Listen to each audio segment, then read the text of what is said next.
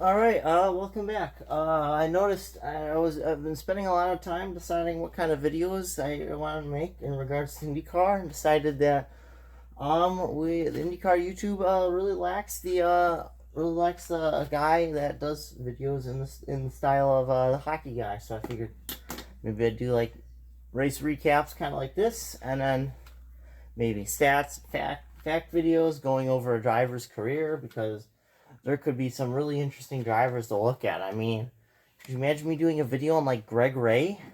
It'd be pretty cool. So I decided I just preempt one of my dad's old whiteboards that we used to use for the virtual Stratomatic Football League, which was a league spun off of a paper league. We were in that for like 6 seasons. There was like 16 teams. Sometimes they changed owners. I digress. Dad had the Lycans. I had the Kalamazoo Kangaroos. There was a team in there called the Hell Charizards. How cool is that? He says as he immediately checks his Bulbasaur watch. Yeah, so I decided, since I didn't do any race reviews yet for the first 6 races, I'd get those all away. First, I want to just talk about how good each of the 7 races were. St. Pete was alright. Definitely see Fox's growing pains. I think they've been slowly getting a little bit better each broadcast. They've been listening to feedback, although they still have problems. Like the AI slop, the 500, that was disheartening. Some of the camera work right at the end of the race. Even Detroit, I noticed they put up the wrong points. I had to do a double take. But what happened is they put up the points, and it did not reflect the penalties from the 500. So yeah, that's really weird. St. Pete was pretty good. Thermal wasn't that great. But that was probably the roughest broadcast for Fox. Of course, that's when the truck failed. Long Beach was okay. People will probably say it's the second best race of the year. Probably because Pelot didn't win. Barbara was kind of eh. It's weird because I'm a fan of big clean racing, and then we had this big clean gap of racing. We had that crash at the beginning of St. Pete, and then Malukas bringing out the caution at the Grand Prix, and that was the next real yellow. There might have been technically, I think the first lap of the GP might have actually been waved off. That might have technically been yellow. 500 was as good as always, but it seemed a little bit hard to pass, and it might have just been the low temps. A lot of people are blaming this on the hybrid. I don't know if it's the hybrid that's the problem. I mean, I'd say part of the problem, at least. Potentially putting the hybrid onto a... Now we've got the hybrid and the aero screen onto a car that was originally not designed for either. A car that was first raced in 2012, and now it's 2025, so it's the 14th season on the same chassis. I think another reason could be because the hybrid. We still had the hybrid for the second half of last year, and some of those races were really rocked. Like most of the ovals, like Gateway was good last year. Both Milwaukee races were fantastic last year. Nashville was pretty good too. Iowa stunk, but I think I think the tire compound had a little bit to play in that, so we were kind of worried about what compound they were going to bring for the rest of the oval races. So I have to wonder if part of this is on Firestone and they're making tires. Anyway, Detroit's maybe not the best track, but it was arguably a pretty good street race last year, and it is arguably the race of the year so far this year. And if you had told me that I'd be saying that after the Detroit weekend, I would be telling you you're crazy. But here we are. So yeah, St. Pete, Pelot, of course, won. Dixon was second with the radio. Newgarden was third, which is his best result of the year so far. It's his only top 8, actually. Scotty Mack there. Kirkwood fifth, Erickson sixth, Rosenquist seventh, Lundgaard eighth, Venus VK strong showing on debut to his new team. Same with Lundgaard, and I guess same with Rossi. Those are all new seats. Lundgaard's in Rossi's old seat. Rossi's in VK's old seat. VK's in Harvey's seat from last year, and Harvey became a 500 only guy and the And like the grid walk dude, pit reporter. Yeah, those Newgard's been actually decent at St. Pete. He was flagged first last year before the disqualification, but other than that, his last... Well, that went under the...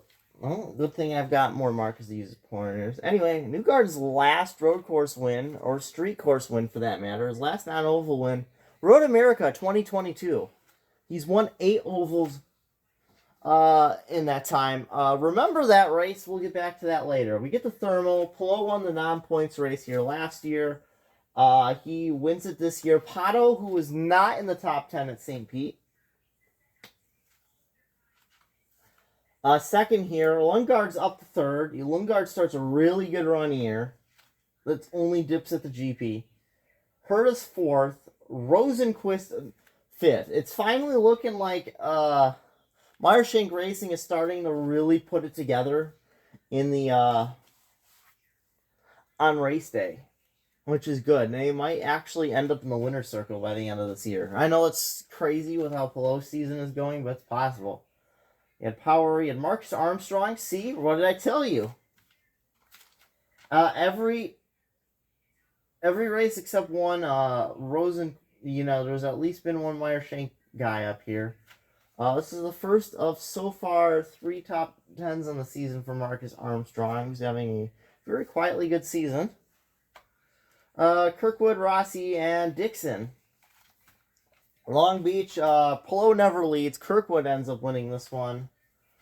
Lundgaard's second. Rosenquist and Power. No, Lundgaard's third. Rosenquist, Power. Scotty Max back here.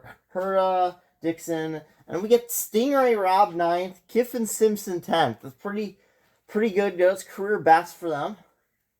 We get to Barber. Pelot just utterly dominates from pole.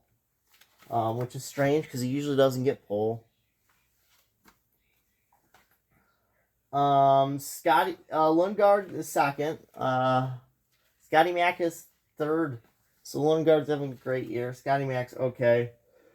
VK fourth, almost a podium for Dale Coyne Racing. That would have been amazing. Power's fifth. Pato, Herta, Rossi, Nolan Siegel, best result of the year, 9th. Newgarden. And we get to the Grand Prix, and we see Pelot won again. Pato second. It's the second runner-up to Pelot this year. So you gotta imagine he's getting a little frustrated. Power's third. Scotty Mack fourth. Dixon fifth. Graham Rahal gets a top 10. He gets a 6th. They've always looked pretty good. He led the most laps, actually. Pelot, I think, has only led the most laps once this year, maybe. I think it was Barber. I think Barber's the only one he led the most laps. He's only had the fastest lap in 2 races. Kiffin Simpson has the fastest lap in 2 races, believe it or not. Rahal, Armstrong, Kyle Kirkwood, VK, Rosenquist. And then we get to the 500. Everyone's like, okay, this is the best chance to unseat Pelot because he's bad on the ovals. Well, Pelot wins. Now he's got an oval win. He's only one off of his street course win. He only has 2 street course wins. 13 of his 16 wins are on purpose-built road courses. I want you to chew on that. Kyle Kirkwood still had 2 at the beginning of this year. Say at the beginning because you can see. Yeah, Malukas second.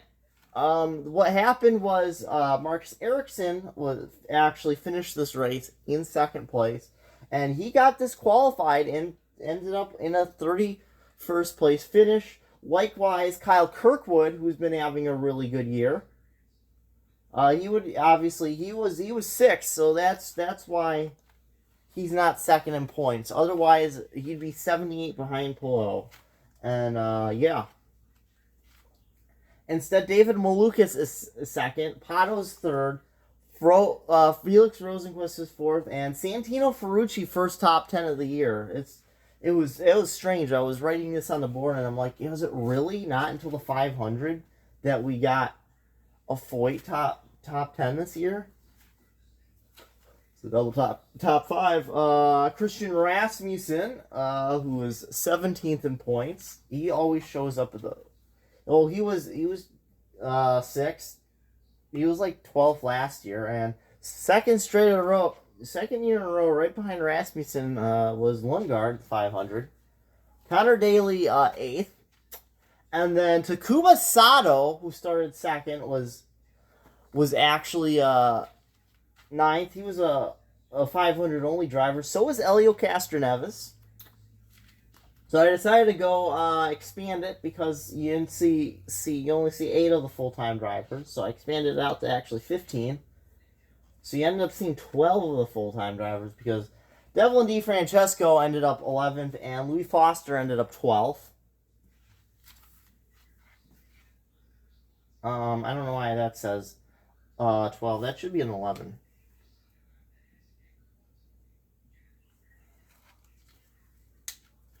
They were the guys. They were right in front of Palou and Ericsson at the end.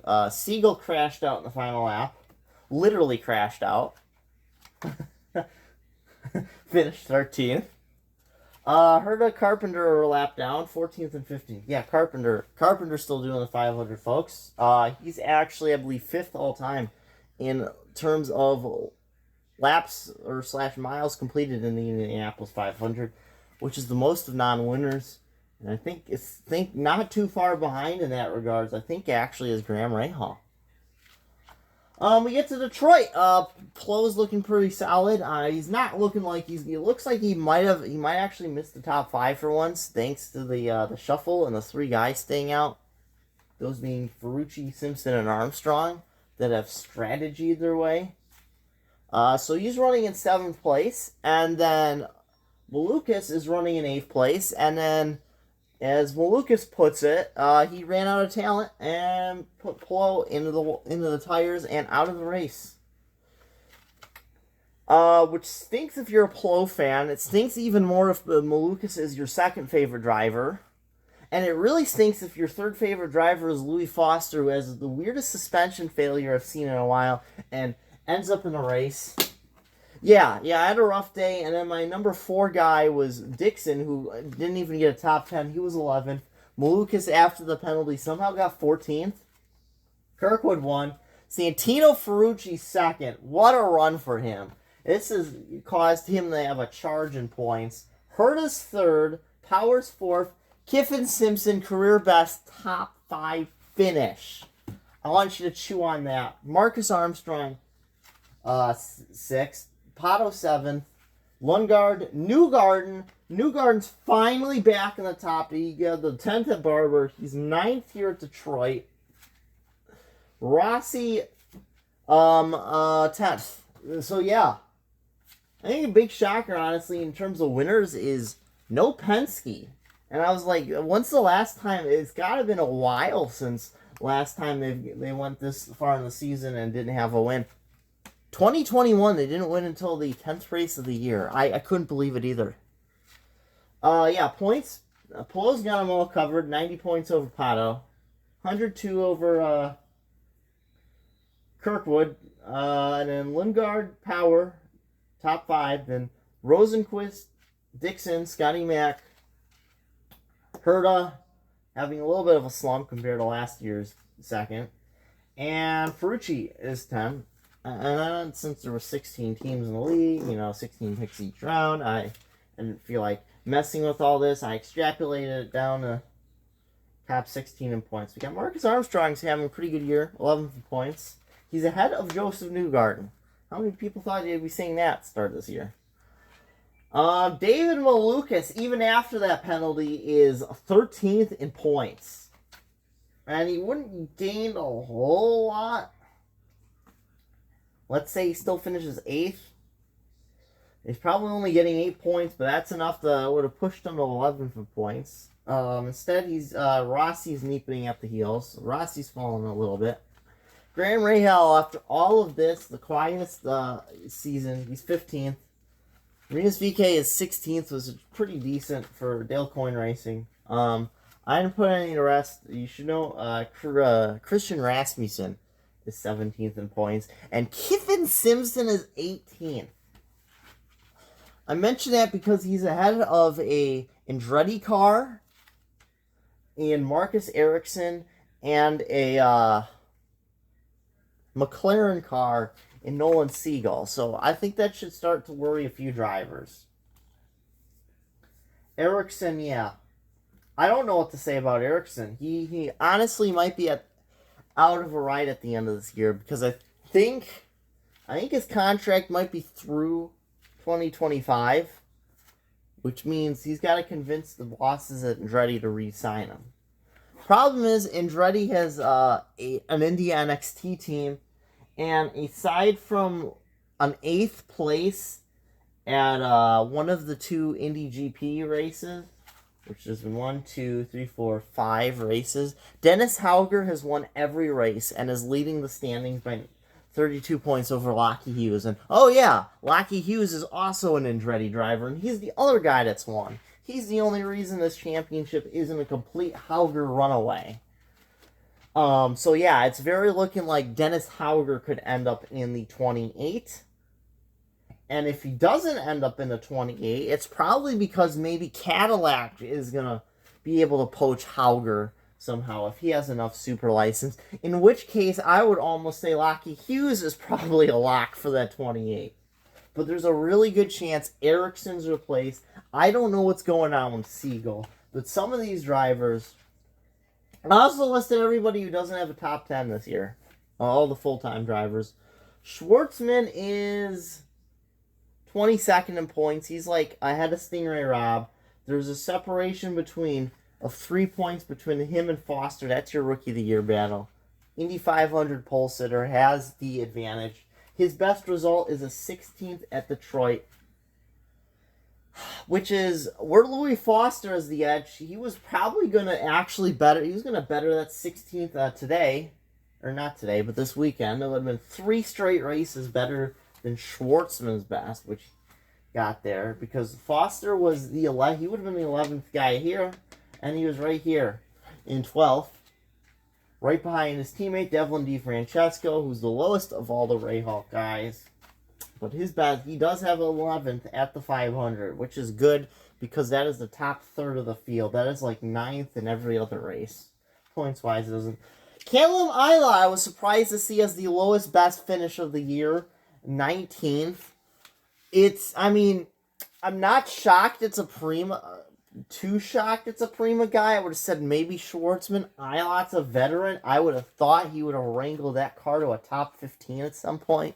I'm sure he probably will. There's a lot of season left. Jacob Abel, I think, had like a 23rd or 24th or 25th or 26th and a 27th in these first few races. And a D&Q at the 500. He was the guy who got bumped. He's actually bettered Ilot's 19th at St. Pete with an 18th yesterday. Yeah. He actually passed the driver in points, but it was for 27th because Takuma Sato actually got more points in the 500 than Abel got in these first 5 races. So, what are we looking at next? What's coming up? Next time out is Gateway Under the Lights, June 15th. That's a Sunday. It was 2 weeks from this last race. So who do I want to look at to win? I might as well give you a preview. Real quick, I'll probably do something later. Like maybe later this week, maybe next week. I want to say, obviously, any of the Penske drivers are a threat. Newgarden, Power, and Scotty Mack. Newgarden had a very uncharacteristically not that great 2024 on ovals, and he still won Gateway, so you bet you'll be hungry. You got to look at a guy like Palou, obviously. He's doing good. I'd say Kirkwood, any of these guys here. Say Pato. Pato is probably overdue. Due for a win at some point. The other team I want to keep you an eye out on for is AJ Foyt Racing. Forget Santino Ferrucci's actually pretty solid at Gateway, so he could be right here when I do the Gateway. I'll probably do the whole thing over here. And then David Malukas, who ran fantastic for 2 seasons at Dale Coyne Racing. Fantastic at Gateway in both of them. For Dale Coyne, I think he was like a 4th and a 3rd. And he was he was competing for the win last year when it was contact with power. So yeah. Kirkwood's got 4 wins now on street courses, which is twice as many as Polo. But after this race, what are the next? I don't remember what's after Gateway, but I guess don't worry about after Gateway yet. I mean, Polo's still in command of this championship, but I don't think it's quite done yet because Polo DNF'd. He finished 25th, and that's only the second time. I told you I was going to come back to this. Second time he's done that since Road America in 2022. He has 8 DNFs, and only 2 of them since Newgarden's last road course win, which was 3 years ago. He had the crash last year at Iowa, and then this year, and that's it.